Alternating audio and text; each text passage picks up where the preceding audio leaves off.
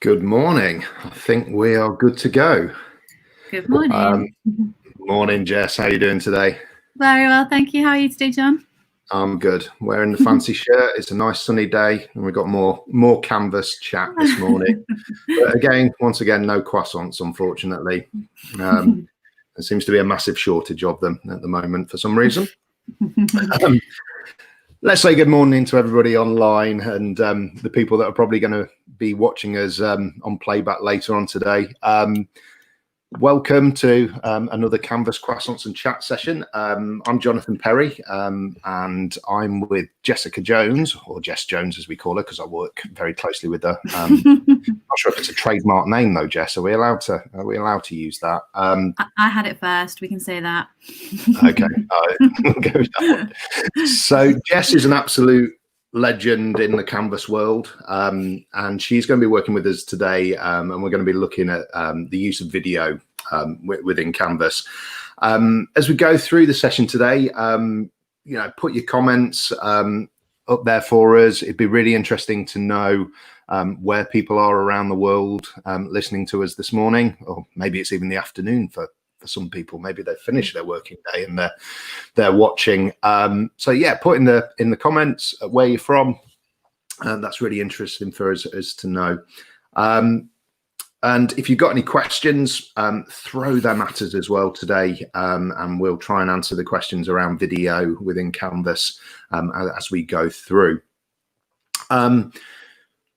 We're going to do this the same way as what we did last week, where some of you may have watched the session with Graham. We've got a few sort of really key questions that people ask us a lot. And, Jess works in our learning consultancy team, works very closely with me. We have lots of conversations around pedagogy and using Canvas. And so what we're going to do is we're going to take three of sort of like the key questions about sort of video and go through them this morning with everybody that's online with us.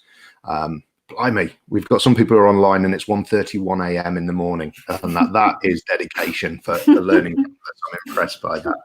Top teacher right there. Top teacher, yeah. Okay. Should we jump into the questions, Jess, or is there anything you want to talk about video first before we get going? No, let's just jump straight in through those questions, I think. Yeah, I think what we can do is we can have a bit of back and forth and discuss some other examples around these as we go through. So having a look at this first question that you've got, do you want to fire away with this one and explain what people are asking us here? Sure. So I'm sure many of you who are joining us today are teachers, and this is probably a scenario that you face on a regular basis, that we all want more time with our students. We all seem to never have quite enough time to cover the content or go into the depth of coverage with that learning content that we would like to. One of the biggest things about teaching, we always want to be able to do more. Teaching is a lifelong thing, learning is a lifelong thing, and there's always more that we want to be able to do. So something that we quite often talk to people about is how they can maximize the time that they have with their learners when they're together physically. So thinking about, in particular, higher education, quite traditionally can be quite lecture heavy, but it's not just restricted to higher education. In all education contexts, there is an aspect of content delivery that just needs to happen at the beginning of a class, at the beginning of a topic, and during the learning process. There are just some times when we need to be able to deliver content.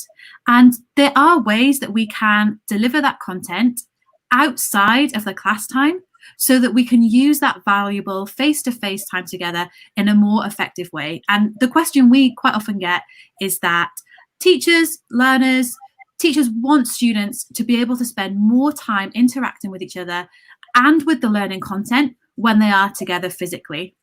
And something that we look at is how we can therefore move the content delivery piece outside of that physical teaching time, so that the physical face-to-face time can be used for that interaction, for those more active learning activities like collaboration, discussion, investigation, production, where the teacher is present to facilitate that in a way that perhaps that teacher present is not necessarily needed with content delivery. So some of you may have heard of the term flipped classroom. Essentially, it's the idea that we take that content delivery piece out of the classroom, put that somewhere else. And in our case, we're going to talk about how we place that on Canvas so that the class time can be used for that active engagement, interactive time that where the teacher is there to support that development. So in the context of today's session, of course, we're talking about video, and in Canvas, it is so easy to share videos with your learners so they can access that before they come to their class time with you. And let's jump straight into Canvas to see how we can do that. So I'm going to move to my instance of Canvas. I'm teaching in a variety of courses. One about pandas, as you can see there. But this is the course we're going to take a look at today. It's a course about enabling learning pathways in Canvas. So I'm working with teachers on how they can implement their pedagogy in the online context of Canvas. And I've already created different modules, different pieces of content for my learners to engage with. But we're talking about flipped classroom and how I'd like to share a video with my students in Canvas for them to watch before they come to class. Super easy, lots of different ways that I can do this. Perhaps the most easiest way is that I can add a page to my module. This is going to be a new page. I haven't yet created it in Canvas, and it's going to be a pre-class activity. And I always like to let my learners know how long this activity is going to take them.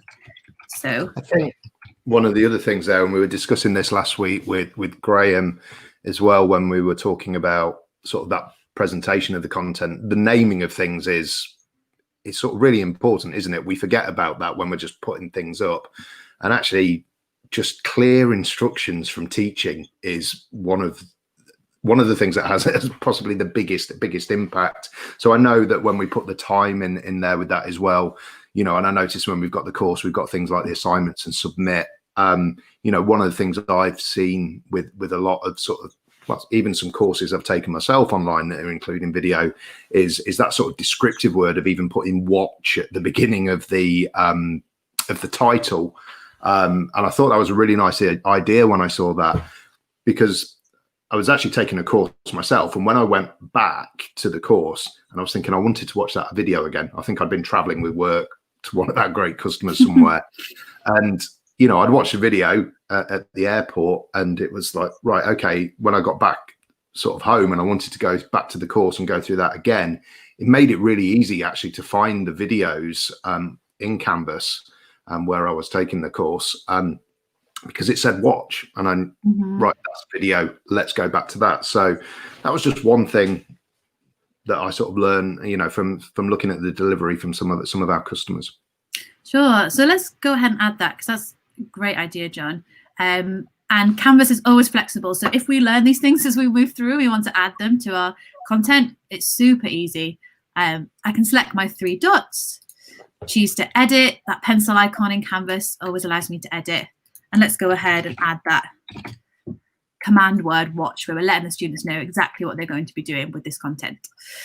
Great, so I've added my page. I can select my page.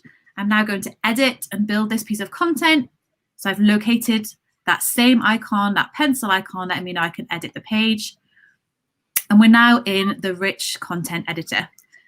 Those of you who are familiar with Canvas will, of course, be very familiar with this. It's the same rich content editor we see whenever we're creating content in Canvas.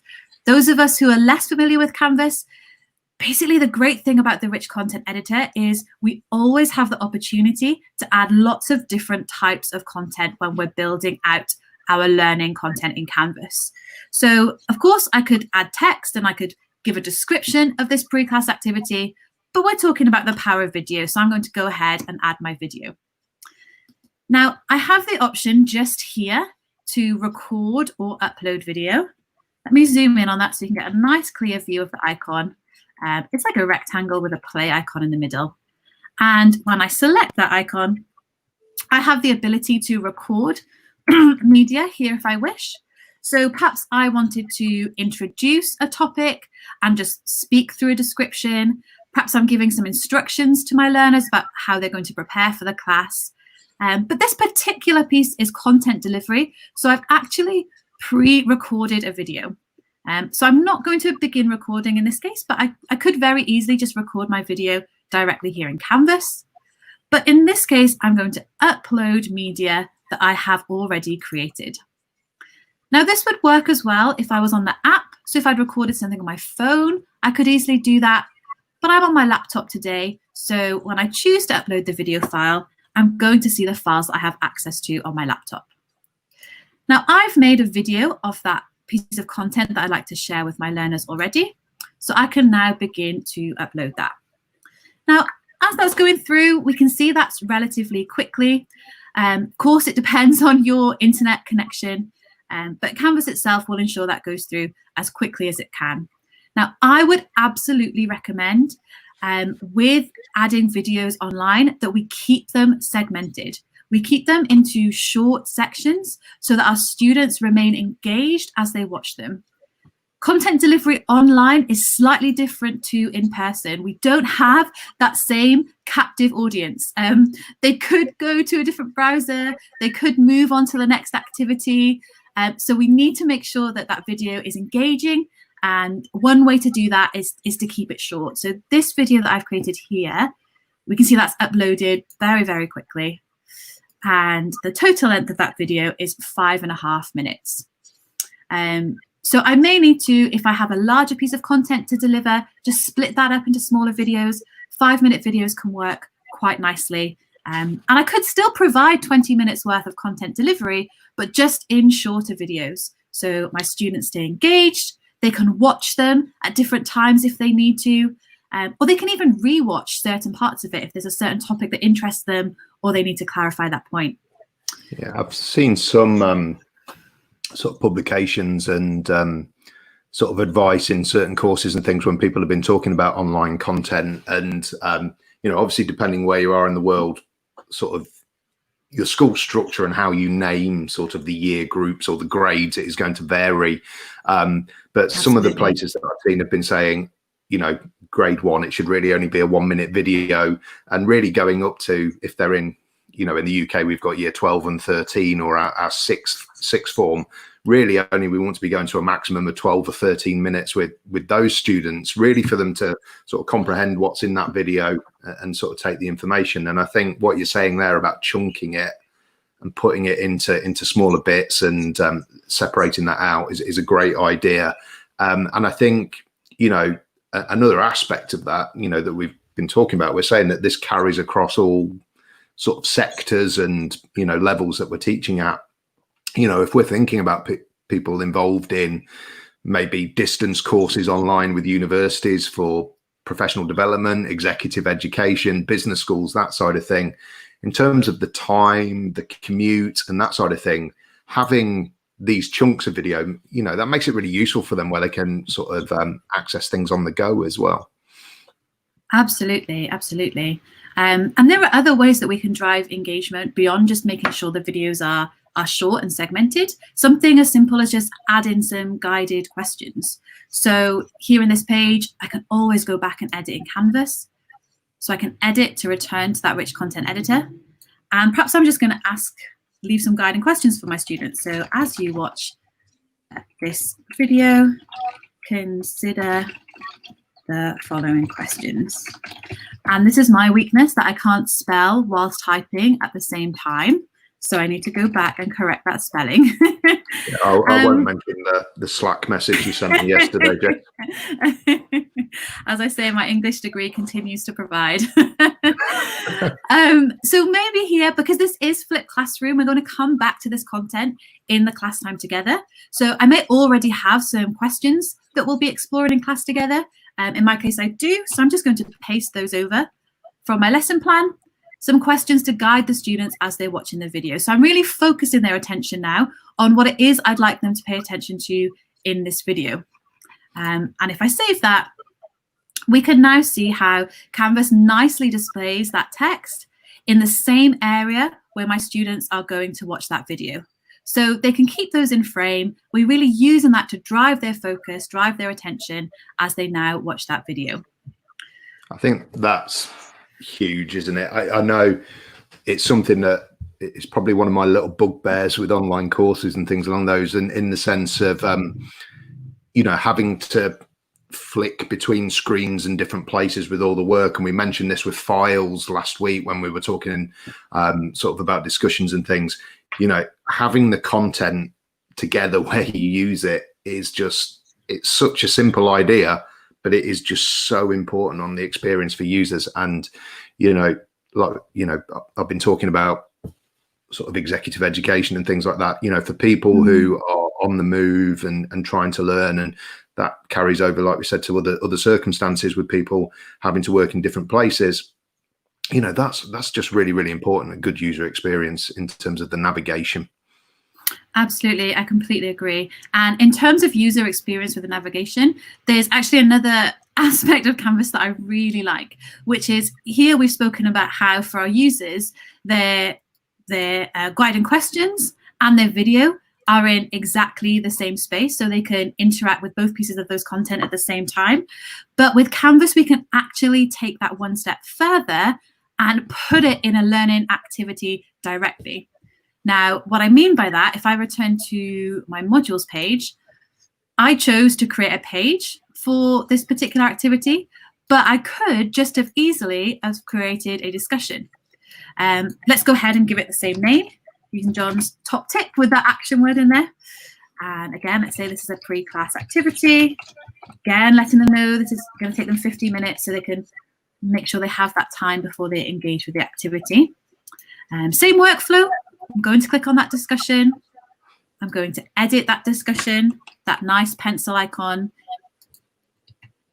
letting me know to edit. And as you can see, even in the discussion, we have this same rich content editor. So I can put my guiding questions in, as I did previously. I can choose to add a video directly into this discussion. So I can follow exactly the same workflow that I did for pages, adding that same video. But this time when the video comes through, it's going to appear in a Canvas discussion. So there's going to be the opportunity for students to add their own comments into the same space that that video is being displayed to them. So in this discussion description, I'm going to put a few more calls to action for my learners as well. And again, I just have something pre-typed out. So identifying the action for my students, I'm asking them once they've watched the video to use this space and to add one of the following. Perhaps they're just highlighting something from the video that stood out to them that they found interesting, that they'd like us to explore in more detail. Or perhaps they have a question that's been raised from watching the video itself. And as I save this discussion, we can now see how this displays to my learners. They have those guiding questions, they have the video to watch, and they have the questions that I've added. Now, Canvas is overlaying this slightly. We can see that's coming through in a slightly funny way. But we can imagine now that my students now have the ability to reply to that video in the same space that they're actually watching it. So this can work really nicely for things like distance learning as well, where students are still engaging with the content delivery, or we can use those questions, use those comments to then inform the session that we have together, again, which is answering that question we had at the very beginning. How can we use that face-to-face time for that more interactive activities with each other or with the learning content? Yeah, I think there's such a lot of examples there where you're using that, I think we might need to edit that. I think it was user error on where you put the cursor, Jess, but I'm just blaming you. It absolutely is user error. And this is why I'm coming in and putting some nice spaces. If we go with that. I think there's so many examples of really, if you think about teaching with this, I've got ideas as a science teacher in my head, video of a science experiment that's within there, students discussing things along those lines. I'm thinking soft skills, that type of stuff. So, I know in UK schools, people are teaching, personal social health education, whatever, there'll be different titles for those courses, but, sort of interpreting sort of situations and things along those lines, it could be really useful. Business setting for you know, for adults, you know, a conversation or conflict situation between people in the video. How should we have responded to this? So many ideas behind that, and where that can be used with the video. And like we said before, it's just really important just to put that content in with the sort of the activity that we're talking about, so we're not going between the different things. Okay, I think we've covered that one fairly in depth. What we'll do is we'll go over onto my screen, and we'll go for another question that we're looking at. I'm just going to set up just a couple of things on here, but if we just keep the question on your screen at the moment. So I want I want to understand the process of how my students are thinking. Now we've had quite a lot of people asking questions about this side of things. You know, Canvas, you can go and create quizzes, and they can be self-marking, save you loads of time as a teacher. But in certain circumstances, I really need to know what is the thought process of my students. What are they actually going through to sort of solve a problem, really? And one of the ways that we've sort of seen this being carried out in a few of the institutions that we're working with is, rather than students submitting a quiz with lots and lots of questions that are repeated, some students getting them all wrong, some students getting them all right, maybe via sort of using somebody else's answers or things along those lines. How can we really check the thought process of a student, how they've solved a problem, you know, how they've analyzed something? So one of the ways of doing that is by the students actually using video. So what I'm going to do is I'm going to show an assignment and the mobile app from a student perspective, just to go through an example here of how we can get that information around a student. So this is quite a nice little tip that I like for people. So on the left-hand side over here, I've got the student app, which I'll open up. On the right-hand side, I'm in the same course that you were using, Jess, and I'm going to go into those modules. I saw somebody on the comments like the massive pointer that you have on yours, Jess. Mine's more of a spinning disc, and that's so not quite as cool as yours. But what we've got is we've got an assignment that's set up here already, which is this problem-solving assignment. Now, my internet's being a little bit slow at the minute. There we go. So I'm just going to go into this assignment, probably pushing too many things at the moment. But what we've got is a basic maths problem here. So this example, it could be a maths problem, okay, that we could be asking the students to solve. Now, the level of this we can take wherever you want to be. This can be from, you know, younger students, you know, doing this on their mobile, right the way up to maths and physics students at university. We can put a maths problem in there. This could be some other type of problem that we're putting into these into these assignments. The other side of it is this could be things like English, you know, analyzing maybe a piece of text, and we could get students to highlight bits of information there. But what we're going to do is we're just going to have a quick look at the settings. And what I've done with this is this assignment, which you can see on the mobile app on the left-hand side. It's a normal Canvas assignment, but what we've done is we've put this as media recordings as the submission type. So for the submission type for the assignment, it's online, it's a media recording. This is what we're going to ask the students to upload. So what we'll do is we'll just save that. I'm just going to move this window into the middle, so hopefully people can see this a little bit better. And what we've got is I've just gone into the app. I've gone to the to-do list in the bottom, and basically for my student in the app, we can see that the same assignment that we had before, maybe showing it over here is better. Oops-a-daisy. This John, you're just like me. I always have many tabs open on my screen as well. I know, it gets confusing. And then the problem is I'm actually trying to drag the windows on the live stream. So as somebody using technology, you think I'd be a little bit more confident than that.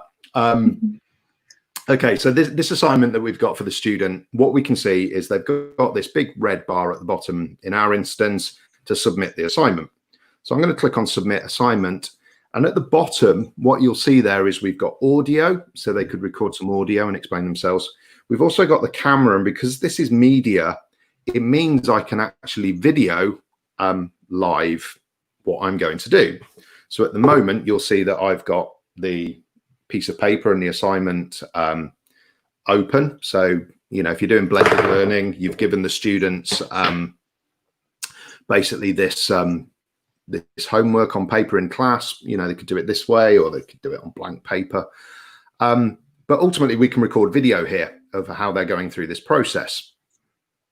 If we wanted to, if I just cancel that, you notice that there is the library button at the bottom. So what we could do is the student could record themselves numerous times until they're happy, and then submit the version that they want to go with, which they've selected from their library. So that would be the way they can do this. Now, I've seen this done with language teachers where students haven't been confident standing up in front of a class to speak in a different language, but they've basically built their confidence by recording themselves and getting feedback from the teacher in there. So this process can be used in so many situations. But I'm going to go back to the camera. I'm going to go to the video. And what we'll do is we'll start recording. And what we've got with this situation is, okay, I've got these blocks. I'll work it out. So I've got 1, 2, 3, 4, 5, 6, 7 blocks. Okay, so 112 centimeters, 7 blocks. What's that? 16 centimeters per block. We can go through and work this out. The length of each block is twice the width. So that means the length is 32 centimeters. If all 15 blocks are then laid on end lengthways, right? So that means 15 times 32. Come on, Jess, what's your maths like? I was just thinking about how I was preparing to judge you on your math skills. Okay, let's go for this. So the way I do that, 10 times 32 is 320, 5 times 32 is half of that, which is 160. So that means that we've got a total of 480. Did anybody beat me in the comments? Just wondering. Nobody got the answer. So I've come up with the answer 480. I can use that video, and basically what we'll see is this is going to upload into Canvas as my assignment. So this will take a few minutes, and my internet seems to be being a little bit slow today. There we go. And this is submitted in. Now, what this means is, as a teacher, when I come into my assignment, we'll just refresh this page, which will take a moment.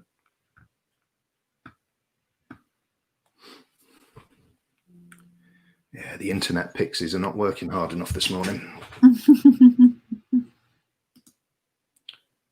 Or what was it you had yesterday? They fixed the taps for the internet or something, wasn't it? Yeah, a certain provider, which I will not name, was down in our area. And it turns out that the taps were off and we needed new taps. Who knew the internet came through a tap? I know. It's a new one for me. What we can see is I've submitted that assignment. So the student that I was in here submitted this. I go into the Speedgrader. And what we can see is David, who was the student that I had submitted, has submitted that video. So that video I recorded on my phone through the app is now in Canvas for the teacher, with the ability to grade this, add comments, provide video feedback themselves. And that's so, you know, this is just a different way of working. And I think that's the thing. The mobile app just opens up so many opportunities with video. You know, I was working with a school that looks at social housing, and they have courses that look at sort of, you know, the social sciences that way.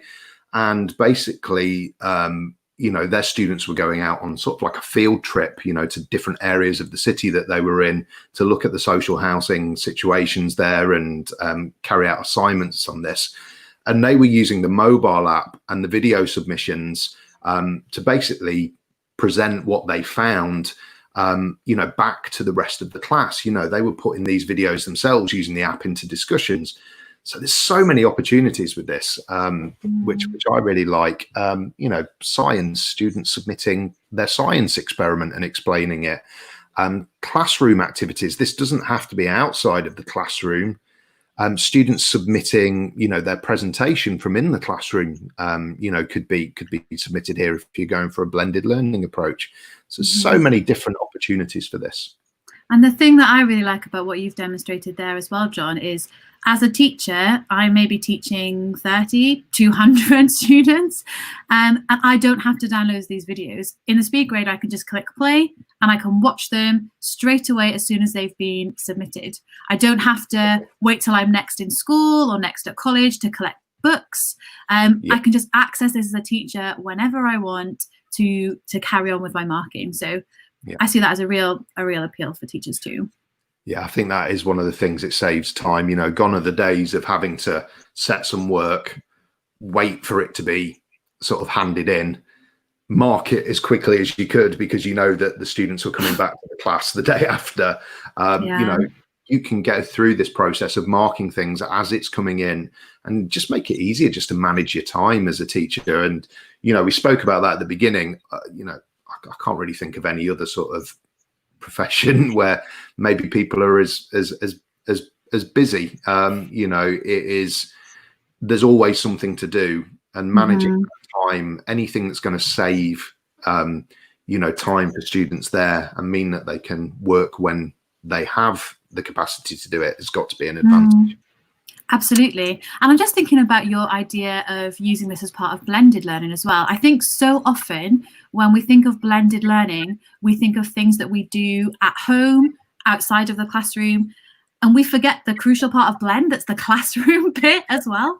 So my background in secondary school music teaching, quite often we'd be sending students off to work in groups, in different practice rooms, in different physical spaces. And I can't always be in all of those different spaces with all of those groups of students, but the internet can.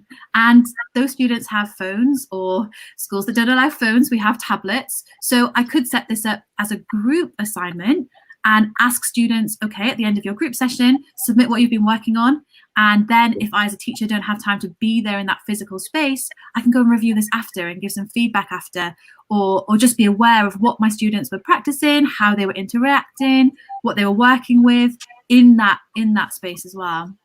Exactly. And I'm just looking on the comments that are coming in. We've had one come in about a different perspective on this. We're talking about students and their thinking and putting this through, but we've had one of the comments come in about how we can use the video for us to verbalize a problem and explain our thinking through it to support students through that sort of process with that as well. So, really good ideas coming in there from the, from the comments as well. Okay. We're talking about video, and one of the other things with Canvas is obviously, Canvas is our learning platform, and it's got all these great tools that we can put onto this platform. One of the other video tools that we have is Studio, which can sit on top of the Canvas learning platform. Now, I know that you've got a question around that, Jess, that came up. So if we just switch the screen over to your screen and the question that you've got, this one's going to be a little bit embarrassing for me because I agreed to take part in this and submit a video for you.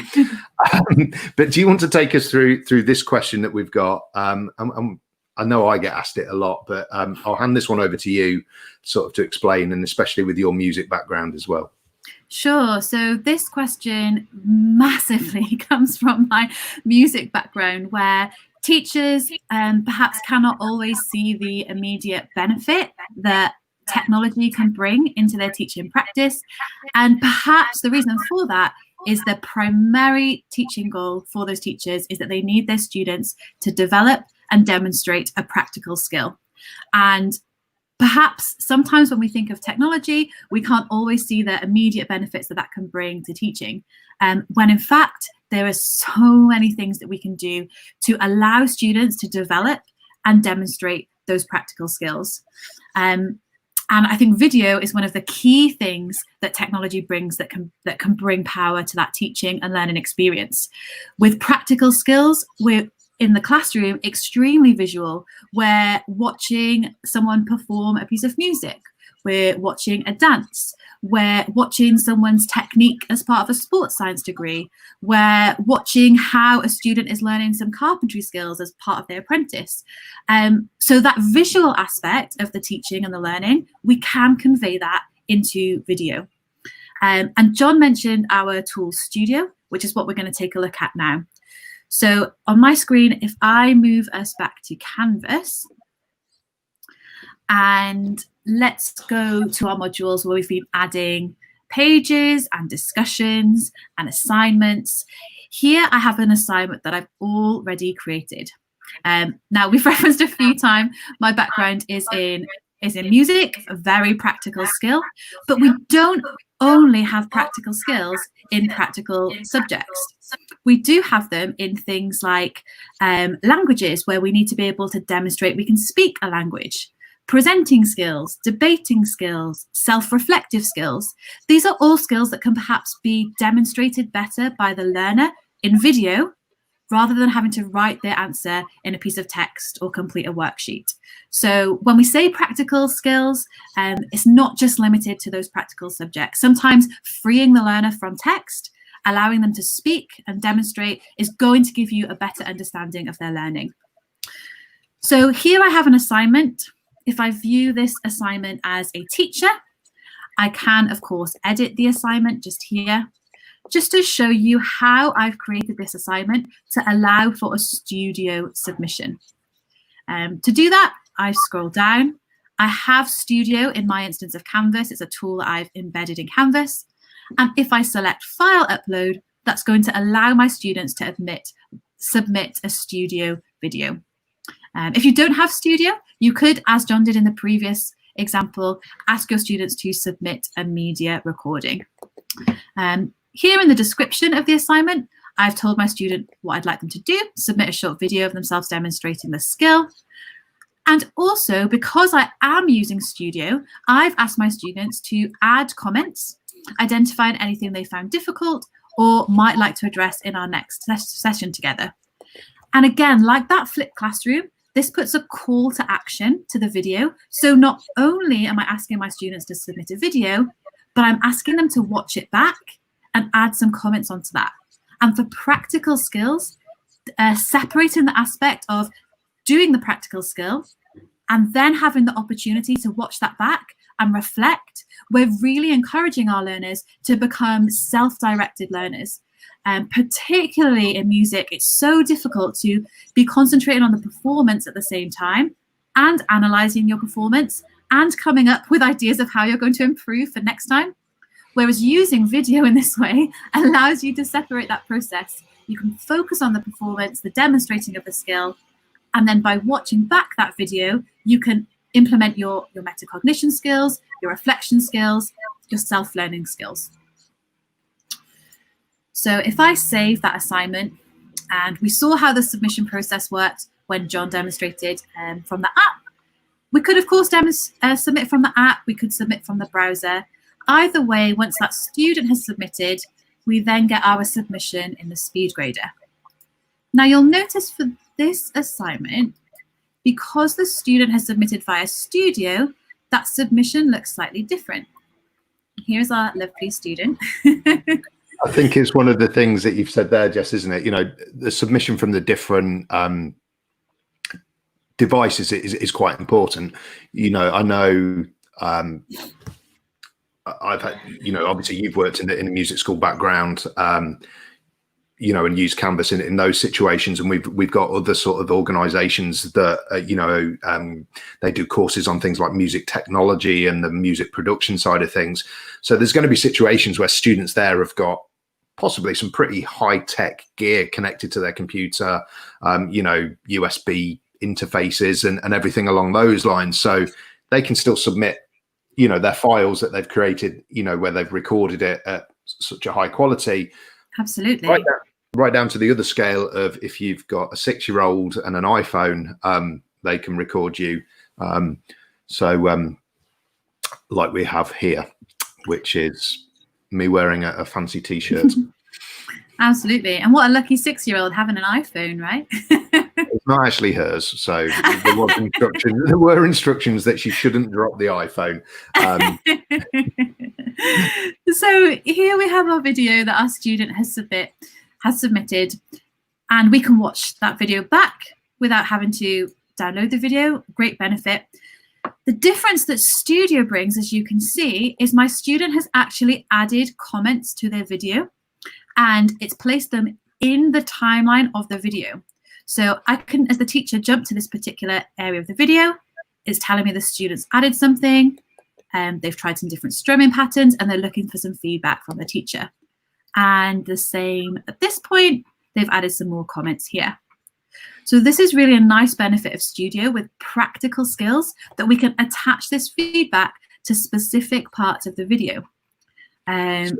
Is that feedback there? So in this circumstance, this is just between the teacher and that individual student. Absolutely. It's just like a normal assignment submission. If I was submitting an essay, it's only the teacher who's going to see that. So if I add any comments as a student, it's only the teacher. And as I'm about to give some feedback as the teacher, it's only that student who's going to see that feedback as well. Okay. But with Studio, it is possible for us to do this where other students maybe giving feedback, and there may be peer sort of review on that sort of on that sort of video performance as well, though. Absolutely. So in this case, it's an assignment. So it's why we have that that private space for student and teacher to interact.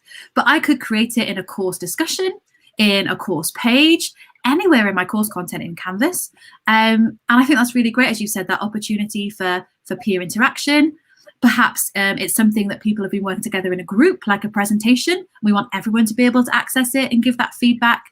Or perhaps, as someone in the comments has identified, where if our teacher is modeling something, perhaps we want to make that video where the teacher is modeling a particular skill open to all the students, and students can add comments, questions, use that comparison against their own video to see how the two overlap with each other. All of that is possible within Studio. Something I would like to quickly show you within this Studio assignment space is how, as the teacher, I could now give some feedback if I wish. So perhaps I'm watching this video. As it comes to this particular point, I'd like to add some feedback, and perhaps I'd like to let the student know, great voicing of the melody here. Again, adding some calls to action. How did you practice this technique? So this really now becomes an interaction between myself and the learner, and that interaction could continue online if we have an unexpected need for distance learning, as we do at the moment. We can continue this interaction, but this interaction could just be used to then inform the teaching that's going to take place in the next physical space. So it just gives me some insights into what has this student been practicing, how can I help them? And again, something to point out with distance learning that's perhaps unplanned, you'll notice here as the teacher, in Speedgrader, I have the option to leave my own video comments. So perhaps I want to give some video feedback, as I would in that classroom setting verbally. The student is going to have the option to do that themselves as well. So maybe here I'm going to ask the student, see the student here has asked for some ideas on how to practice dynamics. And I'm going to say, show me how you've been practicing them so far. And now I'm going to ask my student to submit another video with that new piece of action that I'm asking them to do, and we can continue that interaction in this way. So, of course, this is the music context, but as John has mentioned, loads of different ways that this interaction can be happen, and layering those comments on the video, or also adding extra levels of video to the same activity as well. I think one of the nice areas that I've seen this used as well is in like you've already mentioned, is there's the sports coaching. And, you know, there's some schools that we've worked with where the students do go physically for their coaching in a variety of sports with that school, and they have their coaching, you know, on site.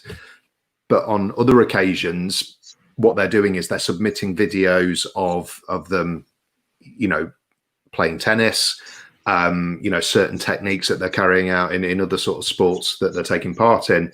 And the teacher is actually, or the coach is actually putting up the video of themselves sort of demonstrating the technique as well. So like you've said there about the technique being demonstrated by the student, there's also that demonstration, you know, and it's so simple there, isn't it, in the feedback comments for a teacher to upload, you know, a video file. It doesn't have to be taken live and put there and then. You know, that video could be recorded and then shared with multiple students to save time, you know, if you've got them in the group as well.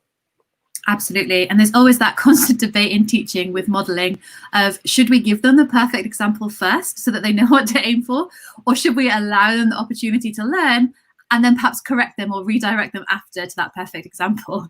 But with Canvas, you have the ability to make those decisions for yourselves as teachers. Do you want them to have that modelling video first or after the activity has taken place? And as you say, both options possible. No, Studio is such a great tool. You know, I really like it. You know, my background's in science teaching, and I'm just thinking there with younger students, you know, in the circumstances that we have at the moment, you know, science where you've got those sort of practical skills that you're trying to develop, that questioning sort of skills and observation skills, you know, using Studio, you know, to video maybe a science practical, and then to put the comments in as a teacher with a certain question to get students to then put their feedback in about why they think something's happening, you know, be it why are bubbles forming, you know, this way, you know, so many different examples where that can be used. Absolutely. And I think that's really where the power of video comes, is that if you give that demonstration in class and the student understands it at the time, they leave, they go on to do their homework, and perhaps they've forgotten because they've only seen it once. They then have to wait a whole week, or in this context, who knows, 2 weeks to be able to speak to their teacher for clarification. Whereas if we have that video, we can rewatch it. We haven't lost time. We're not going to pick up bad practice. They can just carry on with their learning. Yeah, definitely. Okay, Jess, I'm conscious of the time that we have this morning. And you know, we could talk all day about pedagogy and video and Canvas, couldn't we, John? we generally do. And, the conversation goes even longer if we've got Graham, who we had last week in the conversation as well, where we're firing these ideas off each other. But that's the beauty of it, isn't it? And you know, hearing the examples, and you know, with the work that we do, where we do get to sort of visit these schools with great teachers, you know, who are just doing such fantastic things with students, and like we said, at the moment, especially with such difficult times. What we'll do, let's have a look and see whether we've got any sort of questions or comments coming in, and we can spend a bit of time answering questions if people do have them on the comments, and have a look. So I'm just seeing one that's come in. Flip learning. One of the challenges I've faced is ensuring that students do actually engage with the online instruction prior to the physical lesson. Any tips? Oh, do you want to do this one or shall I?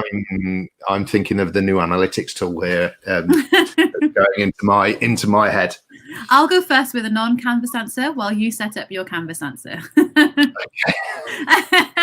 So something a teacher once said to me, which I really liked, and it was in the context of the same question, is if the student hasn't engaged with that aspect of flipped learning, imagine you hadn't have done the flipped learning. What would have happened? The student would have come to the classroom, engaged with the content delivery, and probably wouldn't have done the homework. So that's what would have happened without the flipped learning. So in this case, we can just undo the flip, and we can ask the student, you need to engage with the content delivery. For this lesson, you're going to have to sit and engage with that piece of content. Watch that video, do that activity. Hopefully here's a tablet or here's a device that allows you to do that. And unfortunately, you're not going to engage with the element that's going to push your lesson further, because now you need to engage with that piece of content. So that's one approach that I had a secondary school teacher actually choose to take. And what we hope, a bit like the homework, is that the time that content would take is not the full class time. So perhaps they spend the first 10, 15 minutes of the class completing what should have been completed at home, and then they can come back and engage with the more interactive elements of the learning. So again, it's not the ideal. They have lost out on that particular first section of the class or first segment of the activity. But if we were to flip it, it's the same question we already have. My student hasn't done their homework. How do I get them to do their homework? So we're just flipping it and applying it in a context that allows them to access that piece of the teaching and then come back into the learning in a way that's not going to impact the rest of the class. So that's something I think could work quite well. Yeah, great tips there if we're not using Canvas. I've just been loading up on on the other screen. So if we just share my screen, and let me just make this window a little bit bigger for you. This is a course that it ran a while ago with some of the other stuff that we've got here at Canvas. But one of the new tools that has been released is something called New Analytics within a course. And the question that we've had from Ali there, you know, in the comments, this tool is really, really useful for giving students a nudge prior to the lesson, you know, to engage with the content. We'll just load this up. Hopefully it won't be too slow with my interweb this morning. It's Grantham, John. The internet takes a bit longer to get there. Oh, we've not mentioned Grantham today. We need to. we had some questions about Grantham last week. So what we can do is I'm just going to go through to this on weekly online activity. So this is just loading up for a moment, and I'll just scroll through the time of this in just a second when this loads up. But ultimately what we can do is with the new analytics, we can look at content over time and see when students engaged actually within the course. So this course ran a while ago, which is why I've got the flat lines at the end. But we've got ultimately sort of, you know, most of the activity taking place here. But also what I can do is I can look at particular content within here and look and see whether this has been viewed. But one of the really, really good things about this is I can click on this message students who directly from the analytics. And what we can do is we can look for students who didn't view a particular resource. And so what I can do is I can select certain resources within here. Let's have a look. Let's go for how does calcium get into our bones? And what I can see here is 4 of my students didn't actually view this content. I can click on them. Stephanie, for some reason, enrolled herself twice into my course. But what we've got is 4 students who didn't view this, and I can send them a message directly. So if it's before the session, before the physical lesson, and I know that that particular work is really important, 2 or 3 days before, I can go in, look at the analytics, I can send out a reminder. The expectation is you view this document before attending the lesson, you view this video before attending the lesson. You know, we can send messages there. And also with Studio that Jess was demonstrating, you know, you can even look at the insights of how much of the video students have viewed if you are using video as that content. So there's a few tools within Canvas to support that situation, that question that we had there. That new analytics tool is really great, isn't it? And I like how we can divide as well between messaging students who are viewed or not viewed, but also participated or not participated. If it's something like a quiz, they might have viewed it, but not actually taken the quiz. So it's nice to have those 2 separate options. Exactly. You know, and this is filtering out sort of the activities that they can participate in. So let's say that we wanted them to take part in a discussion. Prior to this, I can see that I've got 5 students in my course that haven't taken part in that discussion, and we can send them a message and give them that little nudge that they might need to get the work done before coming into class. You know, and I think we showed this last week in the session that we had with Graham. You know, Canvas has got these tools that you can send messages to students, you know, from the place that you're working. So if it was an assignment that they need to submit prior to the lesson, you know, I can see here that we've got this concept check, this quiz here, and I can message students who haven't submitted yet, and I can see I've got this 1 student, and I can send a message directly from the gradebook. So if we created an assignment to complete prior to coming to class, we can message from the gradebook, or we can do it from the analytics. Wherever we're looking at it, we've got that ability to interact with the student and take action from that place, and that just saves so much time, so much time. Absolutely. It's linking us back to the beginning of the session where we were talking about that physical time with the students being so precious, that any of this kind of admin activity that we can take out of that space and keep that space for learning, it's always going to be a win with us teachers, right? Exactly. Okay, we'll just have a look and see if any more questions come in through the comments. There might not be any this morning. I think with the descriptions and the demonstrations that you've given, Jess, that they've been so clear and helpful. I hope it's been helpful for people, especially at the moment where so many of us are working online more than we have been before, just to have some new ideas, new ways to think about how we can use video with a tool that we know is reliable. And for me, Canvas being flexible and just giving you the different ways to use the tool, so you can use the teaching approach, pedagogy that you need to meet the goals that you need. Hopefully that's been helpful for people to see today. Yeah. Well, it doesn't seem we've got any more questions, Jess. So I think what we'll do is we'll wrap it up today. Thank you, everybody who's been online and watched us. We hope that people who watch this recorded later, that you enjoy this as well. You've enjoyed this as well. We're going to be back again next week, 9:30 UK time. Hopefully, we'll see people from all over the world like we're seeing today. It's been an absolute pleasure. Thank you very much, Jess, for taking the time to come and demonstrate these really cool tools with us this morning. Of course. Really Thank you for having me. And, I hope everybody has a fantastic day or evening or whatever it is. Or afternoon. And people need to come back next week, because I'm going to up the shirt game again next week. So look out for that. Okay. Thank you very much, everyone. Thanks, everyone. Take care. Usual goodbye from me and goodbye from her and that bit. Thanks a lot. Thanks all.